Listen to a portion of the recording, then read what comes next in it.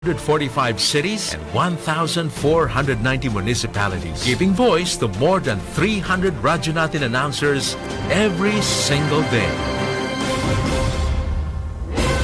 The country's friendly station, Radyo Natin. And the KBP Golden Dove Award for the Best FM Radio Station Provincial goes to Radyo Natin Network, Manila Broadcasting Company. Sa ngalan po ng Manila Broadcasting Company, ang aming Chairman, Mr. Fred J. Lizalde, ang aming Presidente, Mr. Junic Dao, taus-pusong pasasalamat ang aming ipinapaabot sa KBP. Salamat po sa papuri, salamat sa karangalan, at salamat sa inspirasyon. Yung award po na ito, inaalay po namin una sa lahat sa ating Panginoon. Pangalawa sa lahat po ng mga announcers, mga DJs po natin, mga technician, mga radio partners at mga station managers, lalong-lalo na po sa mahigit 12 million listeners po ng ating estasyon sa Luzon, Visayas at Mindanao at nasa labas din po ng ating bansa. Maraming salamat po.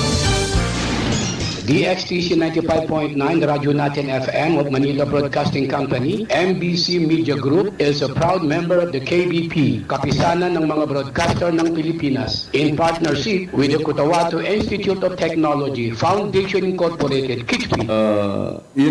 Ganito yon sabihin ko sa inyo. Makinig kayo. Binabati ko po kayo at inanyayahan na makinig dito lang sa himpilang DXTC 95.9 Radyo Natin FM, Cotabato City. Maraming salamat po. Sabihin ko sa di magaga. DXTC 95.9 na Radyo Natin FM, Cotabato City. Tama po ang inyong mga orasan, oras sa buong kapuluan, alas 7 ng umaga. Ito ang News Radio Hot Balita.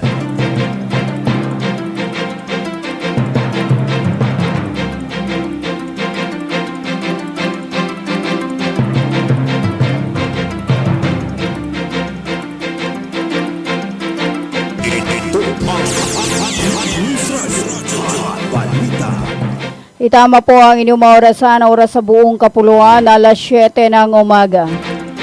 Bismillah, assalamualaikum, ang kapayapaan ay sumasa inyo, magandang umaga, Bangsamoro. Welcome aboard sa Hot Balita, alas 7. Ngayon ay araw ng Lunes, ika-29 sa buwan ng Disyembre 2025 at ika-9 sa buwan ng Rajab 1447 sa Islamic Hijra Calendar. Sa ngalan po ng aming butihing station manager, sa aming admin officer at sa aming news head at sa aming mga media technician, ako po ang inyong makakasama sa loob ng 30 minuto. Radyo Natin Caroline Abbas. 1 minuto makalipas ang alas 7 ng umaga at bago nating dakuan ang ating mga balita, alamin muna natin ang lagay ng panahon na ngayong araw ng Lunes.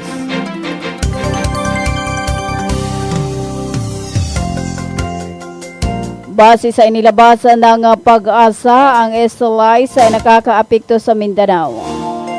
Ang rehiyon ng Bangsamoro Autonomous Region in mostly Mindanao ay makakaranas ng bahagyang maulap hanggang sa maulap na papawirin na may pulo-pulo na pag-ulan o pagkidlat, pagkulog, dulot ng SLIS o mainit na hangin galing dagat Pasipiko. Posible naman itong magdulot ng pagbaha o pagguho ng lupa kapag patuloy ang pagbuhos ng ulan o may severe thunderstorm. Ang hangin ay nasa banayad hanggang sa katamtaman na nagmumula sa silangan hanggang hilagang silangan na direksyon at ang alon sa mga baybaying dagat ay nasa mahina hanggang sa katamtaman. Ang temperatura ay nasa pagitan ng 32.0 degrees Celsius hanggang 27.0 degrees Celsius. Sumikat ang araw alas 5:54 ng umaga at lulubog alas 5:36 ng hapon. At yan ang ating ulat panahon mula sa DOST Pag-asa Cotabato. At ang ating ulat panahon ay inihahatid sa inyo ng Ministry of Science and Technology or MOST BARM sa pamahala ni Minister MP Bailig Ismantawin at sa buong suporta ni Chief Minister Honorable Abdurrauf Imakakua. Katuwang ang radyo natin na maging alerto at laging handa mga kabangsamoro. 3 minuto makalipas ang alas 7 ng umaga.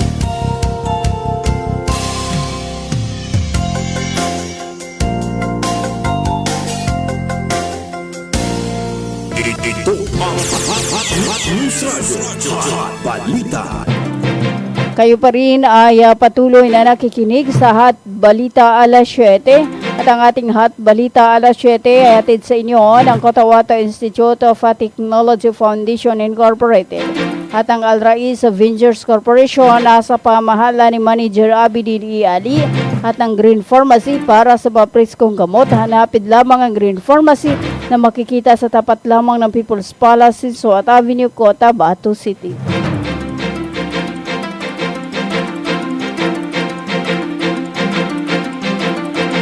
Apat na minuto makalipas ang alas 7 ng umaga. At para sa ating pangunang balita, dumalo si Police Brigadier General Jason C. D. Guzman, Regional Director ng ProBar sa isinagawang pulong patungkol sa koordinasyon ng seguridad noong ika-27 sa buwan na Disyembre taong kasalukuyan na ginanap sa 6ID Camp Syungko, Awang Dato, Udinsinso at Maguindanao del Norte. Layunin na nagsabi nga pagpupulong ay harapin ang kasalukuyan at mga paparating na alalahanin na tungkol sa seguridad. Tiyakin na ang pagsasama-sama at pagkakaisa ng mga pagsisikap at lalo pang palakasin ng koordinasyon.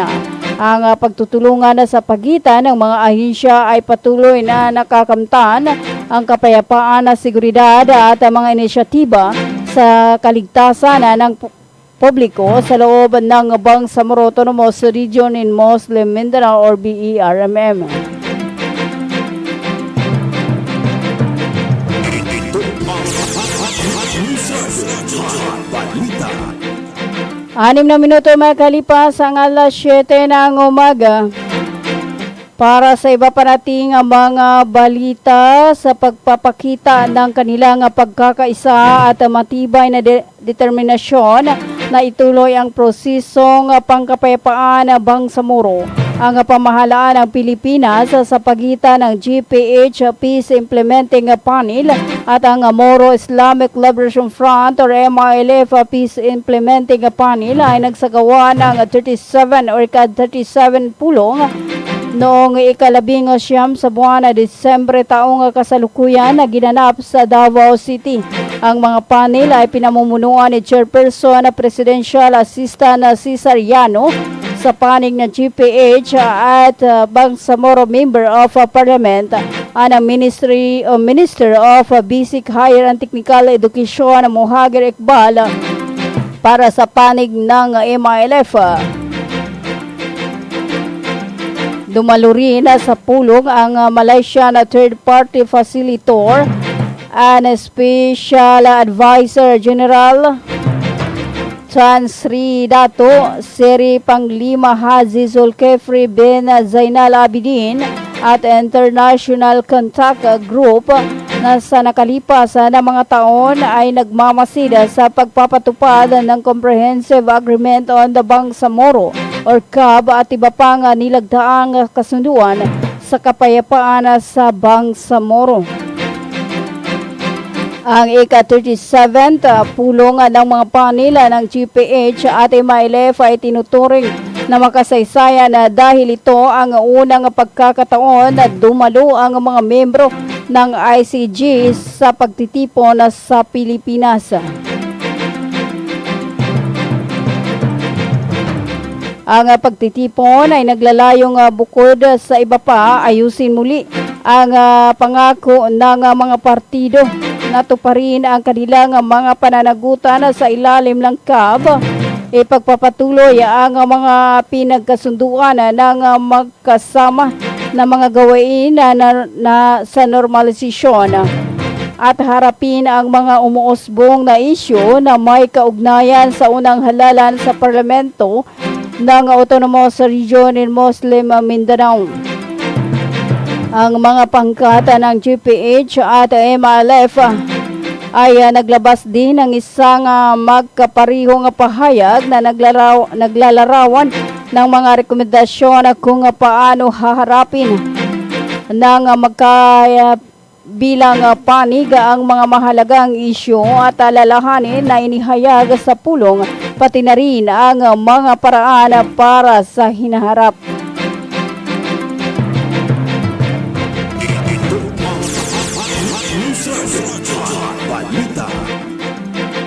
Siyam na minuto makalipas ang alas 7 ng umaga. Para sa iba pa nating mga balita, nagsagawa ang Ministry of Social Services and Development sa pamagitan ng Open Municipal Social Welfare Office ng sabay-sabay na payout para sa mga benepisyaryo ng Kalinga para sa may kapansanan na program at dakilang Bangsamoro programa noong ika-22 sa buwan ng Desyembre taong kasalukuyan sa Barangay Mirab Multipurpose Gymnasium. May kabuuang 657 na benepisyaryo ng Kalinga para sa may kapansanan na program ang nakatanggap ng kanilang stipend. Sa ilalim ng programang Kalinga, bawat benepisyaryo ay tumanggap ng tig 500 na buwanang financial subsidy upang suportahan ang kanilang pang-araw-araw na pangangailangan, kabilang ang pagkain at gamuta. Samantala, 80 solo parents ang nakatanggap ng subsidy sa ilalim ng dakilang Bangsamoro programa. Sa programang ito, ang kwalipikadong solo parents ay tumanggap ng tig 1,000 na buwanang subsidy para suportahan ang kanilang pang-araw-araw.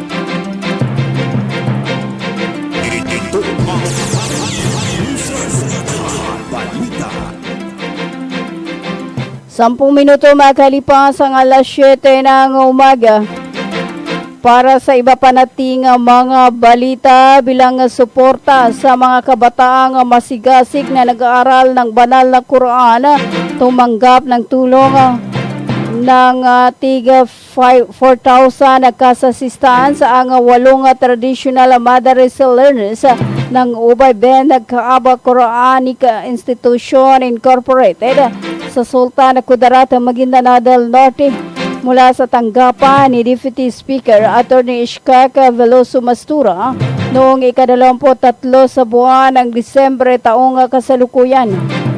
Ang programang ito ay pinapatupad sa ilalim ng Transitional Development Impact Fund ng mambabatas at may naisakatuparan sa pamamagitan ng pagkikipagtulungan ng Ministry of Basic Higher and Technical Education or MBST-BARM sa pamumuno ni Member of Parliament at Minister Mohager M. Iqbal at sa gabayan ng Bureau of Madaris na pinamumunuan ni Ustad Tahir Nalgna. At ito ay bahagi ng patuloy na advokasya ng nasabing ahensya at pamahalang Bangsamoro sa pagpapaunlad ng kaalaman at pananampalataya ng kabataan.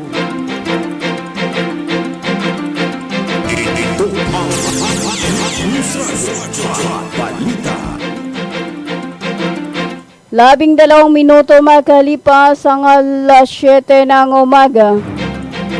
Para sa iba pa nating mga balita, mahigpit na nagbabantaya laban sa krimen ang mga kasapit ng Dato Udinsinsuat Municipal Police Station sa Dato Udinsinsuat Maguindanao del Norte kaugnay ng nalalapit na New Year holiday.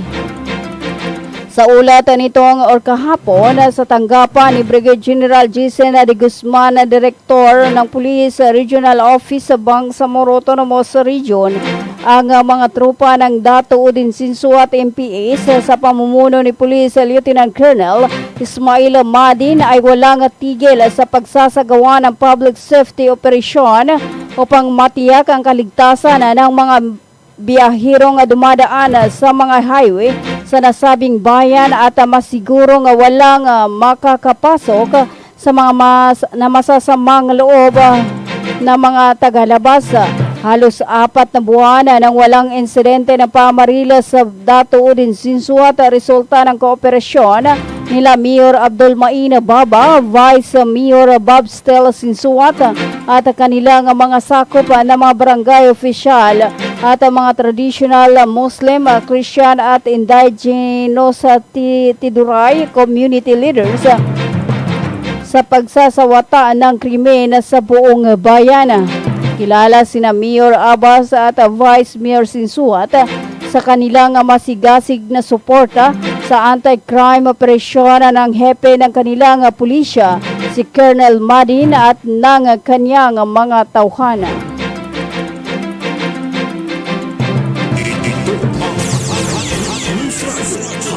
Labing 4 na minuto makalipas ang alas 7 ng umaga. Para sa iba pa nating mga balita, isang 54 na taong gulang na driver ng tricycle, si Brax Kasulutan Blaim, ang agad na nasawi sa mga tama ng bala sanhi ng ambos sa highway sa Sitio Malabuaya sa barangay Kayaga sa Kabakan sa probinsya ng Cotabato nitong kahapon. Umaga ng Linggo, December 28, taong kasalukuyan. Ang nasawi na si Blay, may isang Moro, ay residente ng barangay Bulod na sa hindi kalayuan sa bayan na Dato Montawal sa Maguindanao del Sur. Sa inisyal ng ulat ng mga barangay official at mga investigador mula sa Kabakan Municipal Police Station, minamaniho ni Blaim ang kanyang tricycle na may kargang palay at mais nang siya ay tambangan ng mga armado na mabilis na nakatakas. Inaalam pa ng mga investigador ng Kabakan Police Force kung sino ang mga nag-ambos kay Blaim at kung ano ang kanilang motibo sa pagsasagawa ng nasabing krimen.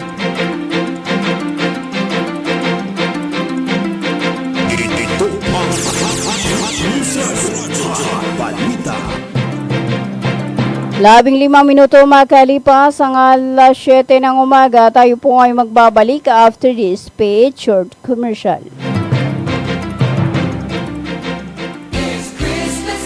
Ang mensahe ni MP Teng Abuluto ngayong Pasko. Taos-puso nating binabati ang ating mga kapatid na Kristiyano sa panahon ng kanilang pagdiriwang ng Kapaskuhan at pagsalubong sa bagong taon. Magkaiba man ang ating mga pananampalataya, magkaiba man ang ating pinagmulan o kalagayan sa buhay, maaari pa rin tayong magkaisa sa paghubog ng isang kinabukasan para sa lahat. Muli, hangad namin ang inyong masagana at mapayapang pagdiriwang ng Kapaskuhan at pagsalubong ng isang manigong bagong taon.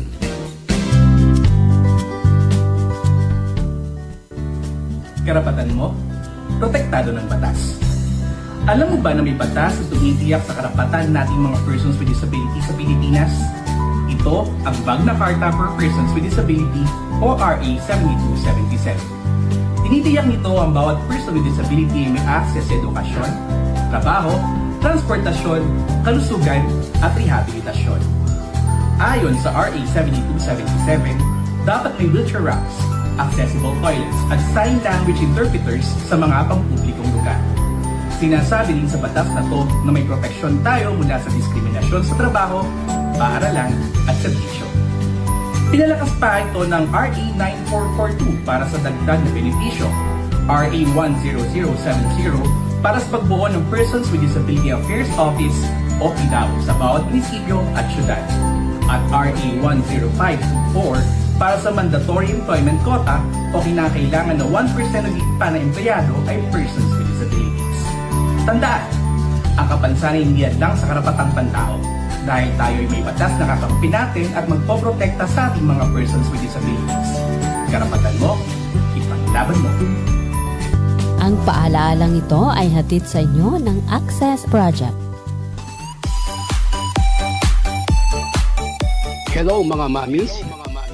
Gusto nyo bang manganak sa dekalidad at libreng paanakan? Halina at puntahan ang Bagwa Lying-in Clinic. Libreng manganak at kasama na ang family planning. Kaya mga mamis, simulan na ang libreng pagpapacheck up. Dito lang yan sa Bagwa Lying-in Clinic, open 24 hours at PhilHealth accredited. Narito ang kanilang mga services offered: family planning, IUD insertion or removal, check-up, pill supply, condom supply, DMPA injection, referrals for bilateral ligation, BTL, natural family planning, NFP method, counseling, maternal and child health, physical exam, breast exam, pelvic exam, prenatal care, postnatal care, pap smear, well body care, immunization, breastfeeding, cord dressing, whey taking, safe, normal, spontaneous delivery, newborn screening. For other services, you may please contact our midwife at landline number 557-4422 or a cell phone number 0917-531-6697. Para sa mga karagdagang katanungan, pwede kayong bumisita anumang oras sa Bagwa Lying-in Clinic at hanapin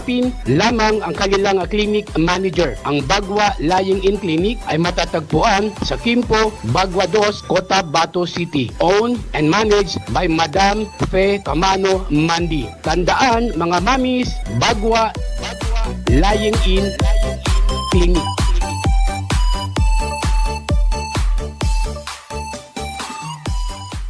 Libre po ang mga anak sa Bagwa Lying-in Clinic. Kinakailangan lamang po ang updated na PhilHealth. Maraming salamat. May bago? May bago! Oo, tama. Ang Biryani House Cotabato Branch ay isang Arabic and Asian restaurant na mayroong menu na sigurado magugustuhan ng lahat. Narito ang inyong mga paboritong pagkain: biryani chicken, beef, shrimps at fish. Kabsa, chicken, beef, shrimps at fish. Masbus, chicken, beef, shrimps at fish. Sambosa, chicken, beef, veggie at cheese. At Indian foods. Tikman din ang kanilang sariwang shake tulad ng avocado shake, mango shake, guyabano shake, durian shake, at yogurt shake. Ang Biryani House ay may branches sa Coronadal City, Tacurong City, General Santos City, Marawi City, Davao City, Isulan, KCC, Cotabato City, at Cagayan de Oro City. Ang Biryani House Cotabato Branch Arabic and Asian Food Restaurant ay matatagpuan sa National Highway, Sinswat Avenue, Cotabato City. Bukas mula alas 10 ng umaga hanggang alas 9 ng gabi. Para sa kadagdagang impormasyon, tumawag sa cell number 0953-5566749. Tara na sa Biryani Cotabato Branch at tikman ang kanilang masasarap na pagkain. Biryani House Cotabato Branch Arabic and Asian Food Restaurant. Assalamualaikum. Alam nyo BARM, ang COMELEC voter registration ay bukas na para sa non-BARM areas. Pero sa BARM areas ito ay magsisimula pa lamang sa May 1 hanggang May 18, 2026. Gayunpaman, maaari pa rin kayo mag-avail ng Special Register Anywhere Program o Register Anywhere Program sa labas ng BARM. Pero ang application nyo ay mapoproseso lamang simula May 1, 2026. Syukran! Water refilling station ba ang hanap mo? Ang Cotabato Aqua Life Water Refilling Station ay higit na mabuti dahil mayroong itong malinis at nakakabuti sa ating katawan. Matatagpuan sa Santa Ana Street, Ruales Site, RH13, Cotabato City. Para sa karagdagang katanungan, tumawag sa kanilang contact number 0916-3574-888 o 421-2011. Cotabato Aqua Life Water Refilling Station. A quality life, a quality water. Bay, siya kapan? Why, Bapa, nana ko din. Bapa. Bagi kako sa walay na nakinog ko adan hindi balita yani mana na pagsikap sa mata na narinyang ko ged kasaki na brahal sika pangingili ko di ako pagkabati sa Quran kaya di ko gere sa mapya nakyogo na makele kupon sa mga laga ang mga manisan. Ano natabuhan bapa? Kaadin na katawang ko. Nang bapaterunan ka na mapiyaye ka-check upin. Do kumpleto sila sa mga gamit sa ka-check up sa mata. Sur lang, eye care clinic. Matunang kayo ito baba, katawan na kawin dawalalan. Maya ba sa pagkambitya tanan na mapakayat daun kasaki kabawangan ko naman. Luka buanga sa second floor Sardonyx Plaza. Mbalaka na Gutierrez Avenue, do Sensuat Avenue, Cotabato City. Ana inshallah nanalmo ko. Namagudasukal nalmo ko kando makele ko pa. Mga pagali nami, mga pakat nami, ubangili kano sa mapeka check-up nin sa mata, undo kompleto yung mga gamit nin, naangay kano sa Glang Eye Care Clinic, matun sa second floor, Sardonyx Plaza, Malaka na Gutierrez Avenue, Dusinsuat Avenue, Cotabato City. Mapakaya tamawag kano sa cellphone number nilan, 0966-024-6066. Kano email ad nilan, glangacc@yahoo.com. Angay kanudan sa Glang Eye Care Clinic. Glang Eye Care Clinic. Inihahandog ng Ministry of Labor and Employment, BARMM, sa pamamagitan ng Bureau of Employment, Promotion and Welfare.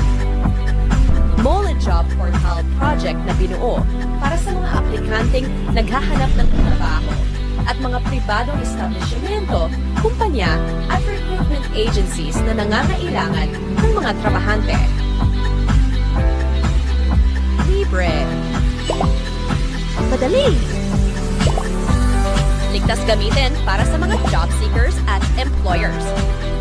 Narito ang iilan sa features at function ng online platform system na ito.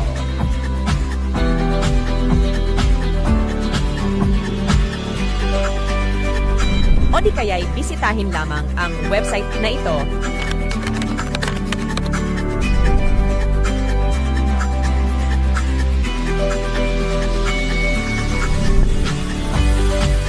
O maaari din i-scan ang QR code sa larawan. Para sa karagdagang impormasyon, bisitahin ang official website ng moleportal.h. Bumili at manalo ng 300 tips to make a raffle promo sa KCC Mall of Cotabato. May 1 raffle entry sa bawat 200 pesos sa KCC Department Store o 1 raffle entry sa bawat 500 pesos sa KCC Supermarket gamit ang KCC Forever Bonus Card. May chance ka pang manalo ng 40 million shopping money. Milyong exciting prizes. KCC Supermarket, nakabarato. Everything's here at KCC for you. When we crave to have fun, yet our tummies want some, everyone is thinking of a crunch.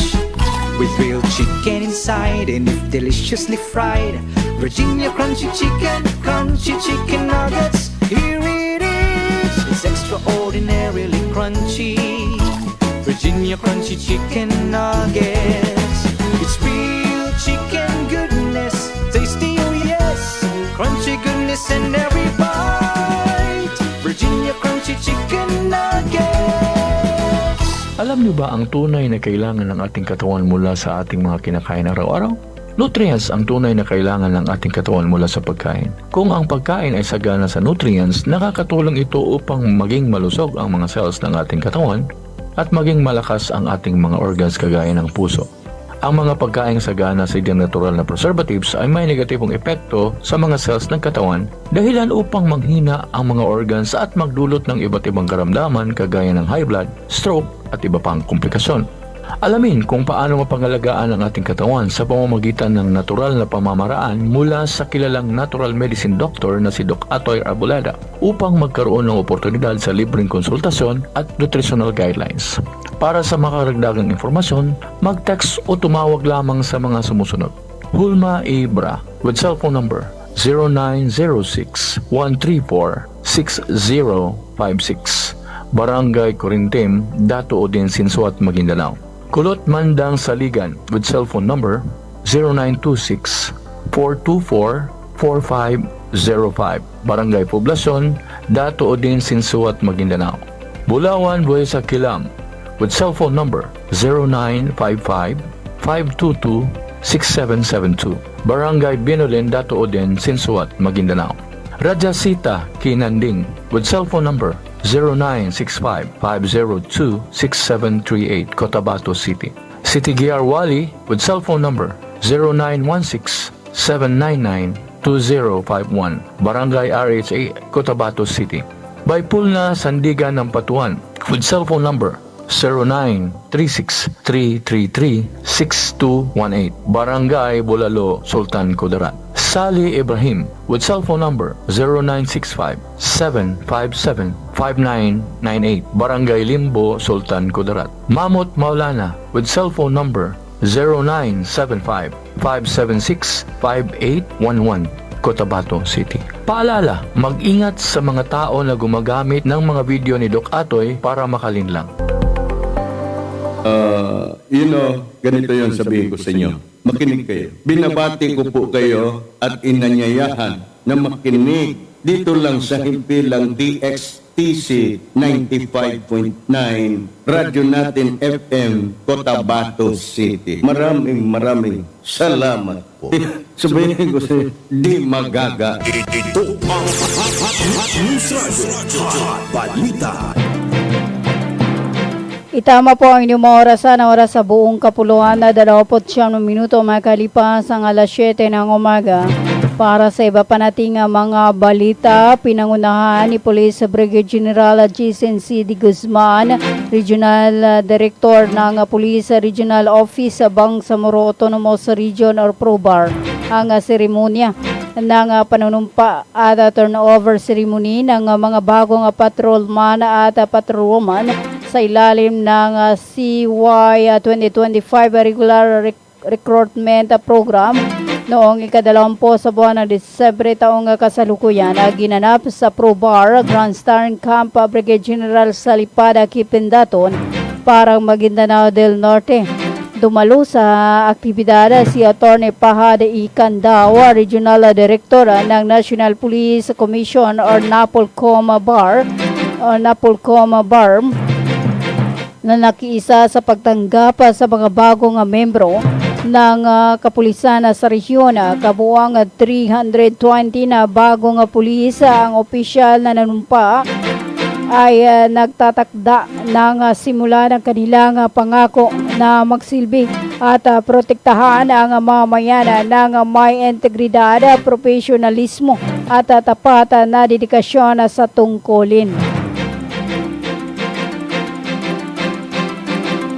31 minuto makalipas ang alas 7 ng umaga.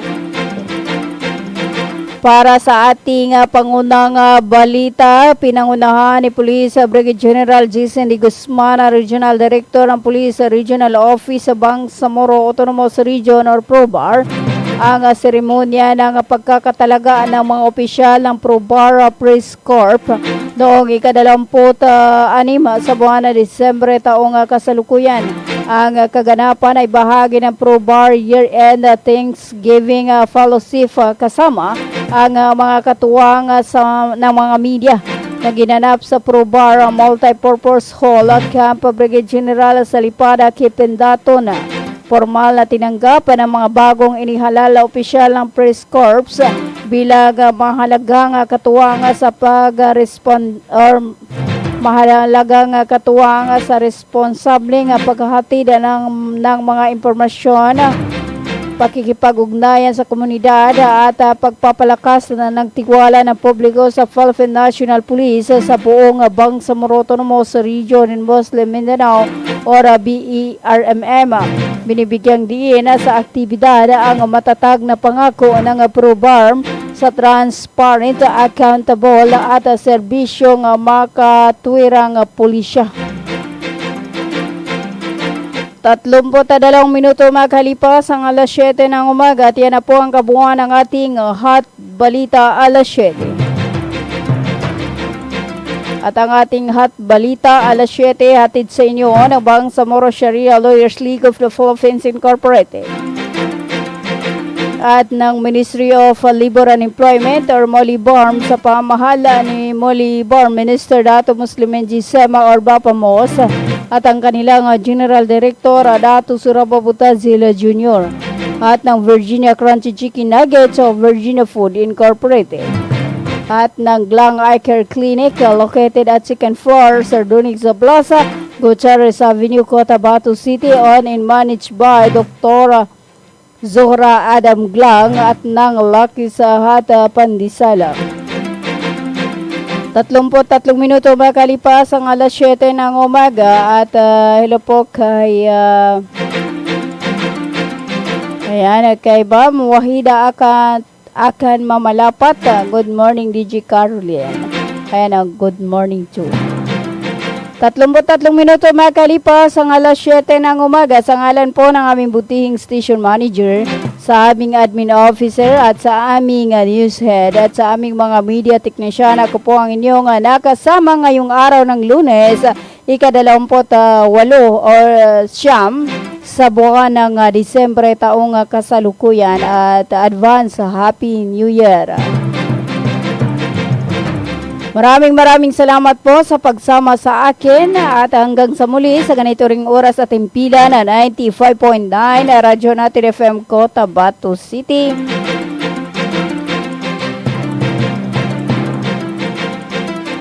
Ako po ang inyong nakasama, Radyo Natin Caroline Abbas, sa magandang umaga Central Mindanao. Tuloy-tuloy sa pagbabalita, tuloy-tuloy sa serbisyo, sama-sama tayo Pilipino at sama-sama tayo Bangsamoro. 34 na minuto makalipas ang alas 7 ng magandang umaga. Ang mensahe ni MP Teng Ambuluto ngayong Pasko. Taos-puso nating binabati ang ating mga kapatid na Kristiyano sa panahon ng kanilang pagdiriwang ng Kapaskuhan at pagsalubong sa bagong taon. Magkaiba man ang ating mga pananampalataya, magkaiba man ang ating pinagmulan o kalagayan sa buhay, maaari pa rin tayong magkaisa sa paghubog ng isang kinabukasan para sa lahat. Muli, hangad namin ang inyong masagana at mapayapang pagdiriwang ng Kapaskuhan at pagsalubong ng isang manigong bagong taon.